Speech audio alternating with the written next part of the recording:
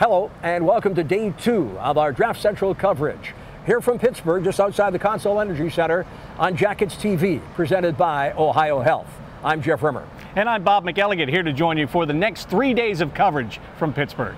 Well, we're just hours away from the start of the 2012 National Hockey League Entry Draft. A day before, a number of meetings, and certainly from a Blue Jackets perspective, with some of the top picks that could conceivably be selected by Columbus with that second overall pick. Meetings as well on the pro side, and we'll get into that in a little more detail in just a moment.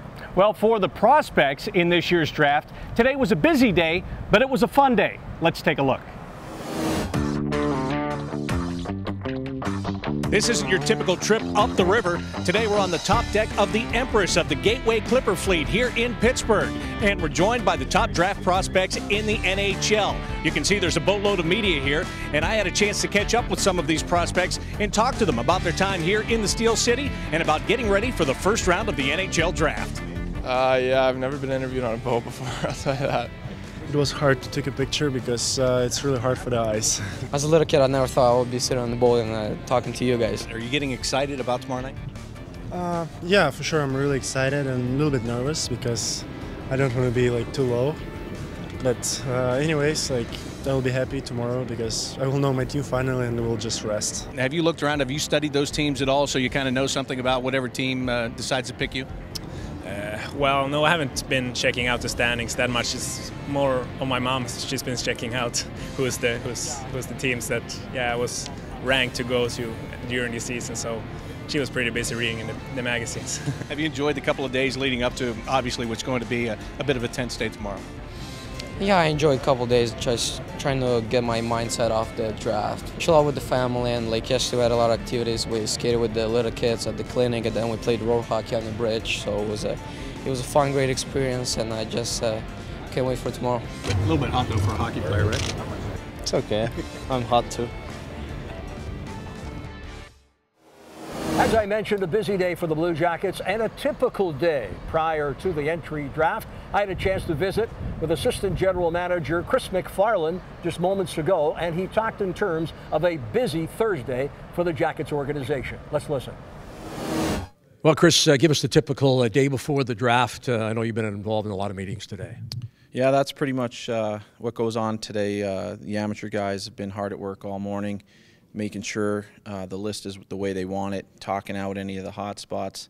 You know, we'll be up there early tomorrow, and it's an exciting time, and they're still in there working and chipping away at it. So it'll be a late night, but it's always exciting the night before the draft. Is this year any more difficult than others, with everybody suggesting that at the top of the draft there's very little to choose from difference-wise between maybe even the top player and down 7, 8, 9, maybe even the top 10? Yeah, that's fair. This year is, last year's draft, there was probably the big four that everybody talked about, and this year there probably could be a different scenarios based on which team you're talking to, and I think that makes it a different excitement. There'll definitely be some intrigue starting right at pick 1, so it'll be a very interesting start to the draft tomorrow. We're looking forward to it. Any discussion moving up, moving down? The trade talk is started to come in, but there's been nothing concrete on that right now.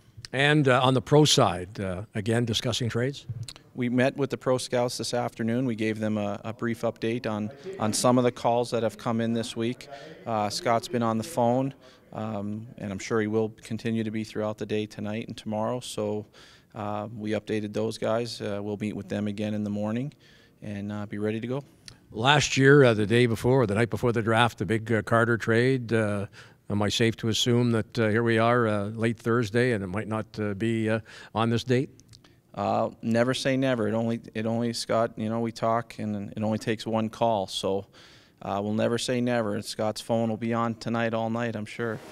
And right now, let's take a look at the Blue Jackets picks, where they stand right now in the 2 days of the NHL Entry Draft. The Blue Jackets have the second overall pick in the first round. They also hold the 30th overall pick. That's a conditional pick from the Los Angeles Kings. They can opt to take that pick or not to take it and hold on to it until next year. In the second round, the Blue Jackets have 2 picks at number 31 and number 45. They've got the number 62 overall pick in the third round. 2 fourth-round picks right now at number 95 and number 117. They also have the 152nd overall pick in the 6th round and the 182nd overall pick. That will be in the 7th round. So that does it for our Thursday coverage from Pittsburgh. Of course, we'll be back tomorrow with the latest prior to the entry draft that will get underway at 7 p.m. here at the Consol Energy Center. And of course, you can join us for the draft party at Nationwide. Doors will open at 6 p.m. And when those doors open at 6 p.m., you get a chance to meet Blue Jackets R.J. Umberger, James Wisniewski, and Cam Atkinson. For Jeff Rimer, I'm Bob McElligott. Thanks for watching our draft coverage on Jackets TV, presented by Ohio Health.